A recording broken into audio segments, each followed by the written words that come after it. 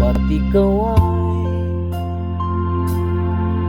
kaagad sumusuko? Munting hirap at munting pagsubok lamang. Bakit ganyan? Nasaan ang iyong tapang?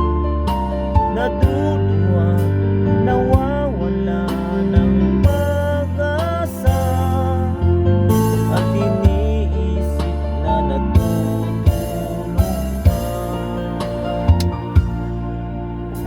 Natutulog ba ang Diyos? Natutulog ba?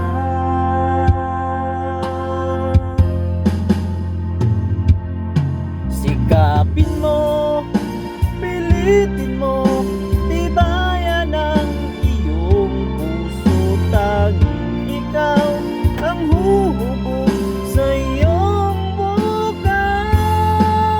Huwag mo sanang akalain natutulog ba ang Diyos. Ang buhay mo ay may